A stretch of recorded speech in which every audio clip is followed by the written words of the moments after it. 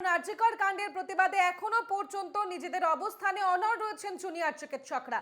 নিজেদের আন্দোলন চালিয়ে যাচ্ছেন তারা। জারি রয়েছে জুনিয়র চিকিৎসকদের কর্মবিরতি, কারণ তারা পরিষ্কার জানিয়ে দিয়েছিলেন তাদের দাবি মানা না হলে তারা কর্মবিরতি চালাবেন এবং তদন্তের গতি প্রকৃতি যদি না এগোয় তাহলে কিন্তু তারা নিজেদের আন্দোলন চালিয়ে যাবেন। আমরা এর আগে দেখেছি জুনিয়র চিকিৎসকরা তারা সিবিআই দপ্তরেও গিয়েছিলেন এবং জানার চেষ্টা করেছিলেন, তারা স্বাস্থ্য ভবনে গিয়েছিলেন, জানার চেষ্টা করেছিলেন তদন্ত কোন দিকে এগোচ্ছে এবং প্রত্যেকবার তাদের একটি বক্তব্য ছিল তারা কোনো রকম ভাবে সদুত্তর পাননি, সুতরাং তারা সন্তুষ্ট নন, সেই কারণে তারা তাদের আন্দোলন চালিয়ে যাবেন। আমাদের সঙ্গে সরাসরি রয়েছেন আমাদের প্রতিনিধি সচিন রক্ষিত। যাব সচিনের কাছে। সচিন, কর্মবিরতি এখনো পর্যন্ত চলছে জুনিয়র চিকিৎসকদের, তারা তাদের দাবিতে অনড়, আন্দোলন চলছে। আমরা এর আগে বারবার দেখেছি সিবিআই দপ্তরে তারা গিয়েছিলেন আধিকারিকদের সঙ্গে দেখা করতে, তারা গিয়েছিলেন স্বাস্থ্য ভবনে। বারবার তাদের একটি প্রশ্ন ছিল তদন্ত কতদূর এগিয়েছে এবং তাদের যা দাবি ছিল সেই দাবি মানার ক্ষেত্রে প্রশাসন কতটা নিজেদেরকে এক ধাপ বাড়িয়েছেন, অর্থাৎ বিস্তর তাদের প্রশ্ন ছিল এবং প্রত্যেকবারই তারা বলেছেন তারা সদুত্তর পাননি। এবং বারবার আমরা দেখেছি আরজিকর ও সিবিআই আধিকারিকরা গিয়েছেন তদন্তের উদ্দেশ্যে, অর্থাৎ সব মিলিয়ে এখনো পর্যন্ত তদন্ত প্রক্রিয়া চলছে, কিন্তু জুনিয়র চিকিৎসকরা তারা কিন্তু একেবারেই সন্তুষ্ট নন।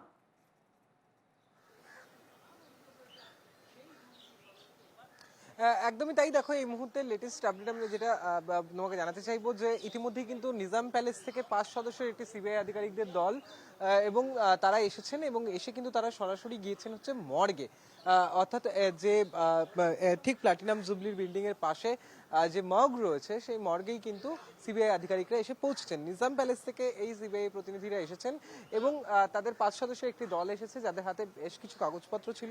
তারা মর্গে প্রবেশ করেছেন এবং সেখানে তারা কিন্তু যে আর্থিক দুর্নীতি সংক্রান্ত মামলা আক্তার আলী যে অভিযোগগুলো তুলেছিলেন সেই অভিযোগ সংক্রান্ত বিষয়ে কিন্তু তারা খতিয়ে দেখতে তারা এসে পৌঁছেছেন এবং তারা কিন্তু অ্যাডমিনিস্ট্রেটিভ বিল্ডিং বা অন্যান্য দিনের মতন একাডেমিক বিল্ডিং কোনো বিল্ডিংয়ে কিন্তু তারা গেলেন না, সরাসরি ঢুকলেন এবং সরাসরি আরজি করে ঢুকেই কিন্তু তারা সরাসরি পৌঁছলেন মর্গে এবং সেখানেই কিন্তু তারা ইতিমধ্যে 5 সদস্যের একটি দল সিবিআইয়ের তারা পৌঁছেছেন এবং সেখানেই যাবতীয় যে তথ্যানুসন্ধান তারা সেটি করবেন এবং পরবর্তীতে এই হাসপাতালে যারা এখনকার যারা উচ্চপদস্থ কর্তারা রয়েছেন তাদের সঙ্গেও কথা বলা হতে পারে বলেই আমরা কিন্তু সিবিআই সূত্র মারফত জানতে পারছি। বেশ সচিন, অর্থাৎ এখন পর্যন্ত যেমনটা জানা গেল যে 5 সদস্যের একটি সিবিআই এর আধিকারিকরা তারা ইতিমধ্যেই পৌঁছেছেন ফের আরজি করে এবং তারা সরাসরি গিয়েছেন মর্গে। এবং আপনারা জানেন যে আক্তার আলীর করা যে মামলা সেখানে একাধিক অভিযোগ রয়েছে, সেই অভিযোগের ভিত্তিতে কিন্তু তারা সমস্ত যোগসূত্র খোঁজার চেষ্টা করছেন এবং অন্যদিকে জুনিয়র চিকিৎসকরা তারা তাদের আন্দোলনে অনড় রয়েছে। আমি আবারও চলে যাব, আমাদের প্রতিনিধি সচিন রক্ষিত আমাদের সঙ্গে রয়েছেন। সচিন, একটু আগেই যখন কথা হচ্ছিল তখন অবশ্যই আমরা দর্শকদের জানালাম এবং তুমি সেই তথ্য দিলে যে জুনিয়র চিকিৎসকরা এই মুহূর্তে বৈঠকে রয়েছেন এবং বৈঠকের পর, অর্থাৎ যে বৈঠক তারা করছেন সেই বৈঠকের পর কি আজ কোনো রকম সিদ্ধান্ত বা কোনো রকম বিষয়ে তারা তাদের কাজে ফেরার বিষয় বা অন্যান্য বিষয়ে কোনো সিদ্ধান্ত হতে পারে?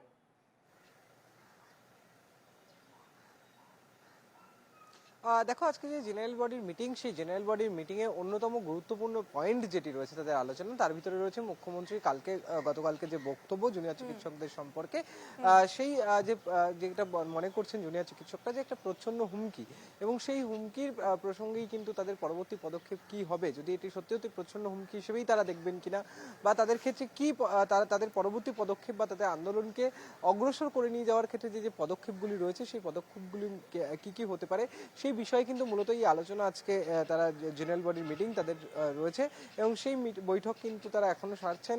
অ্যাডমিনিস্ট্রেটিভ বিল্ডিং এই প্রত্যেকেই রয়েছেন এবং সেখানেই কিন্তু তারা আলোচনা করছেন এবং আলোচনার মাধ্যমেই কিন্তু তারা পরবর্তী সিদ্ধান্ত নেবেন যে তাদের পরবর্তী পদক্ষেপটি কি হবে এই গোটা পরিস্থিতির মুখোমুখি দাঁড়িয়ে। এবং এই যে গোটা বিভিন্ন মহল থেকে বিভিন্ন মন্তব্য আসছে, সেই মন্তব্যগুলিকে তারা মন্তব্য সম্পর্কে তাদের কি অভিমত হতে পারে বা তাদের কি স্ট্যান্ড হতে পারে সেই বিষয়টিও পরিষ্কার হওয়া জরুরি এবং সেই বিষয়টির জন্যই কিন্তু মূলত তারা আজকের এই জেনারেল বডির মিটিং এ বসেছেন।